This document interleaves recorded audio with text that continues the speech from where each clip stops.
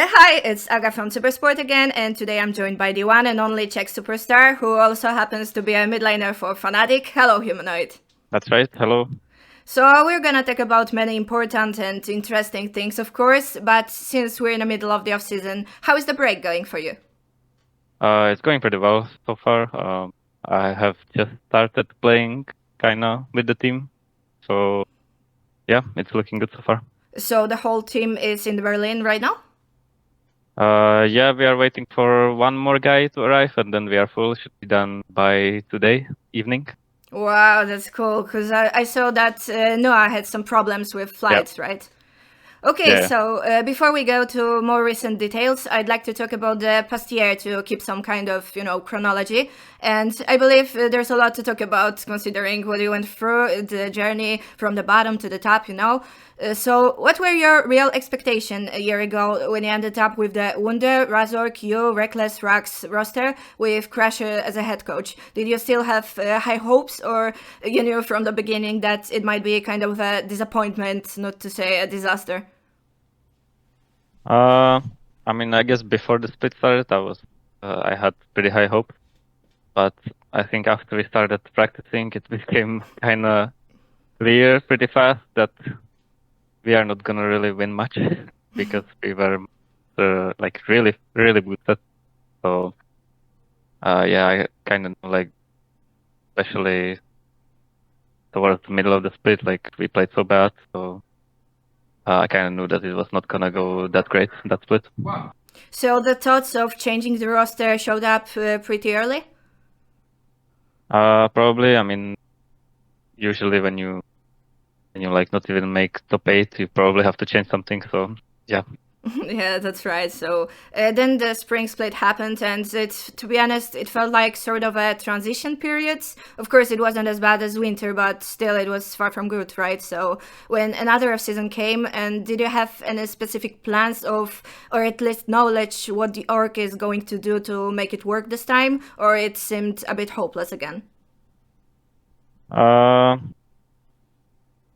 honestly don't really remember that much from that time. But I just know that it was basically the same. Actually, that split, it started way better than the first one, but it was still like very far from us being actually a good team. So it also felt like kind of hopeless. But I guess it wasn't as bad as the one before.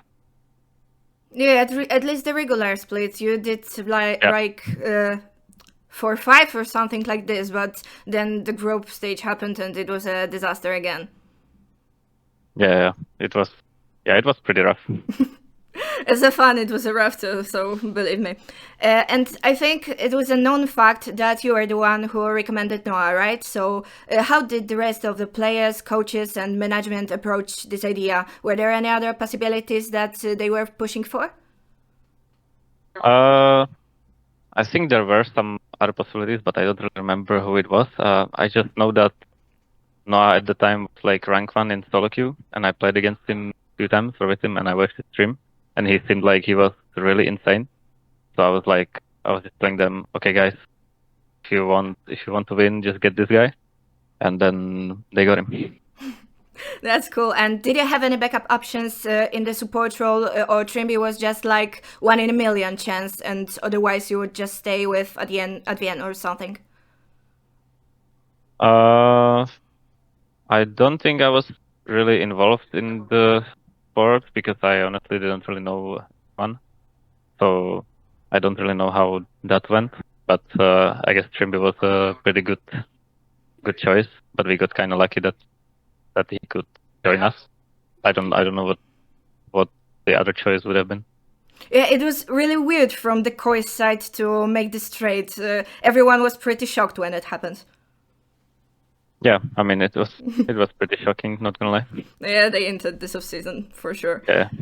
So coming into the summer split, did you have a feeling that it's somehow a do or die split when it comes to your future with Fnatic? Because after you won LEC twice with Mad Lions, everyone knew what you were capable of, and I guess you also had much higher expectations. Yeah, for sure. But I mean, in the last bit, like just from first 2 days of practice, it was like so obvious that we are a million times better than we were before. And yeah, just from the start, it was kind of obvious that we would win more. And yeah, it just went way better. Yeah, especially the regular split. Yeah, it went great, and despite some problems in playoffs, Oscar's injury, Wunder subbing in, etc., you made it to finals. So, did you think you had real chances of winning LEC despite all those issues, or the only thing that mattered was going to Worlds back then? I think we had a pretty good chance at winning, even though I think, yeah, G2 was kind of far ahead of us, I would say. They were better, but they were not unbeatable. But yeah, even though we were second, I think there was still a pretty big gap between us and them, especially like in the playoffs. I think they had like a really good form, and we had decent form. I would say the best. But yeah, I guess that's it. I forgot even what was the question, but I hope I answered it. Yeah, you did. You thought that maybe with Oscarinin it could look a bit different. Maybe it wouldn't be a 3-1, but maybe 3-2, somewhere closer. I'm not sure. I think Wunder played really well in that playoffs, so I don't really think top was the issue. But for sure, we have like been practicing more with Oscar, so maybe it could have been easier.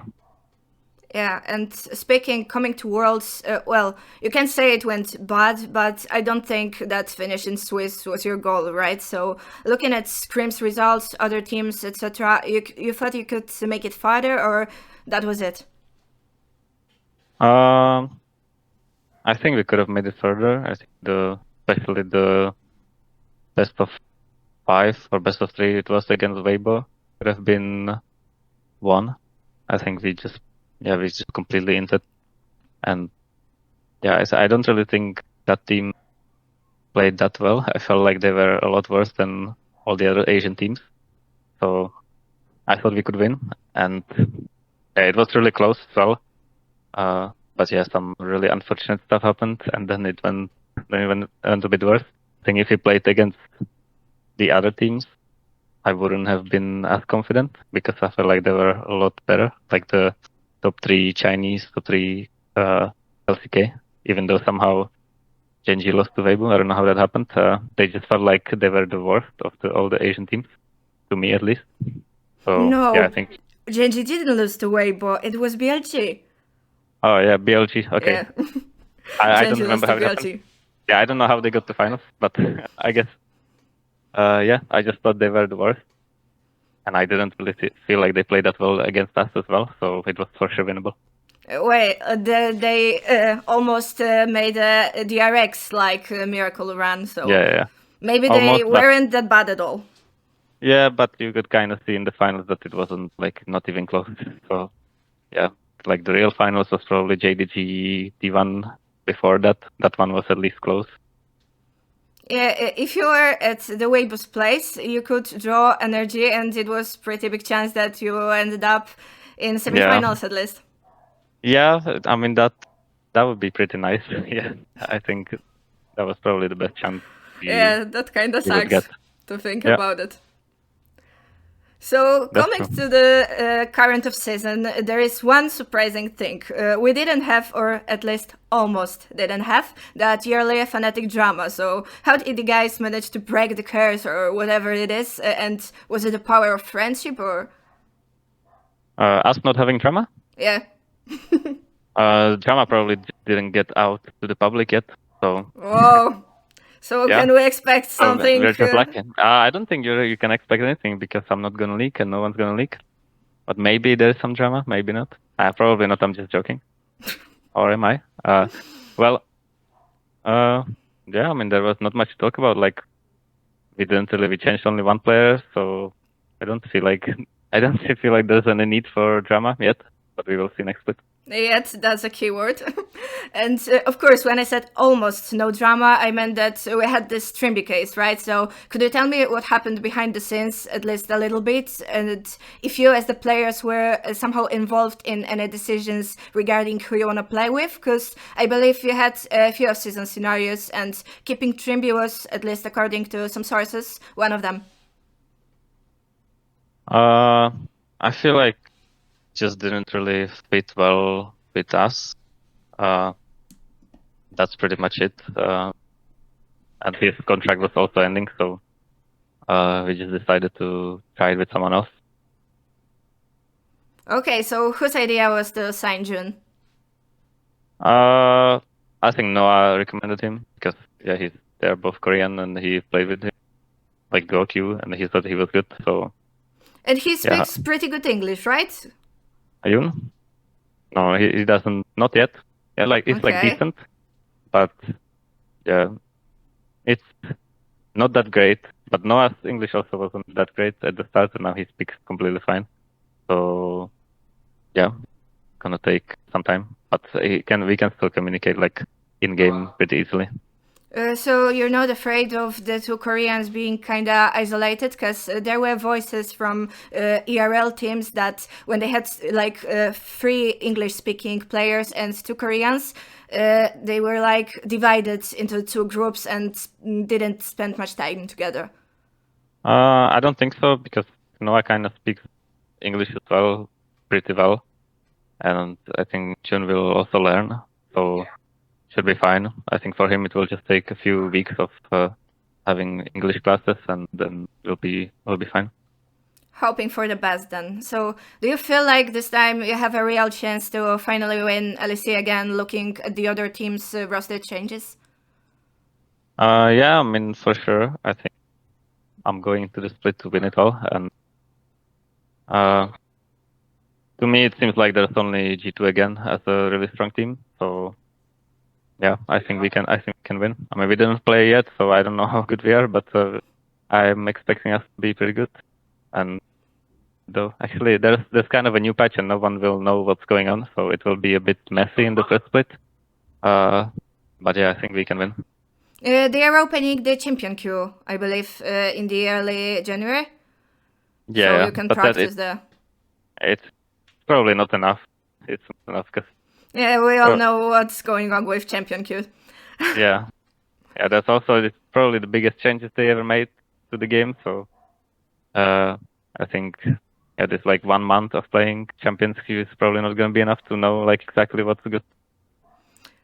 So speaking of G2 or maybe G3, what's your opinion of the new Team Heretics with the old G2 top sides Flagged and Kaiser? It's gonna be a disaster or it might work?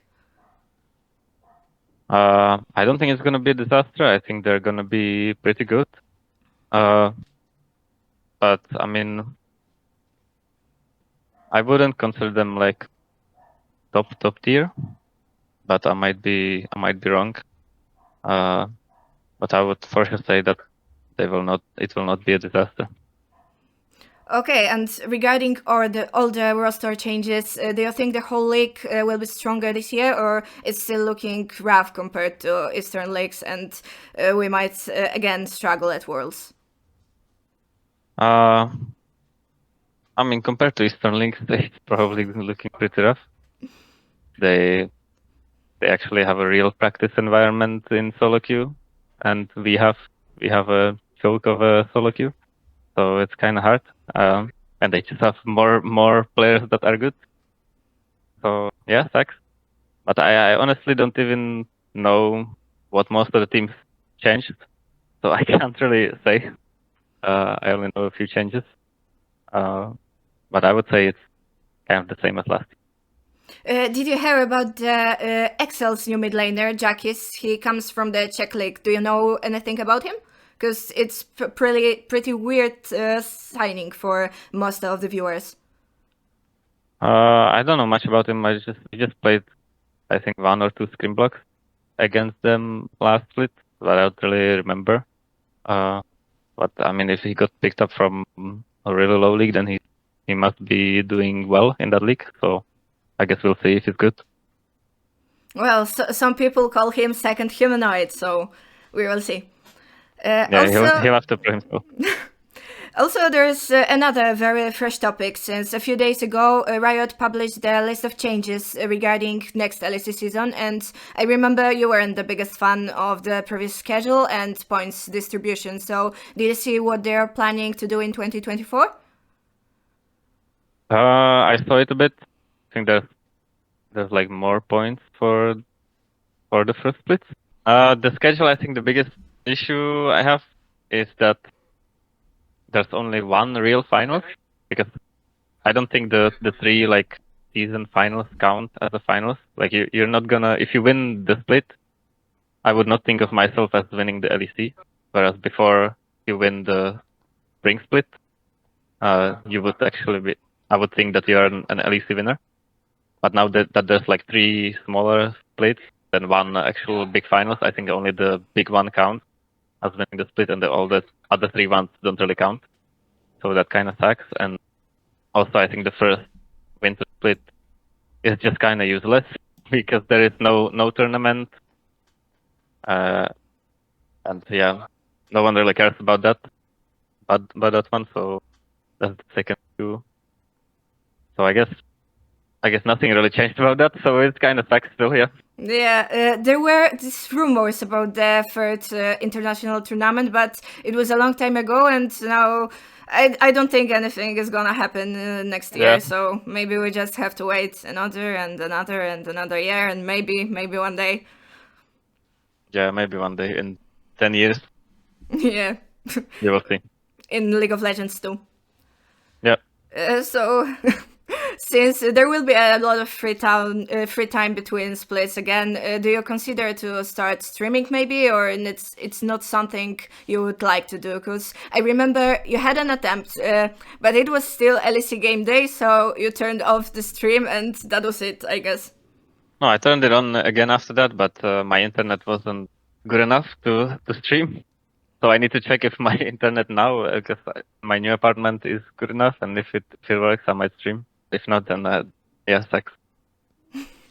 Okay, so maybe we will get to. Yeah.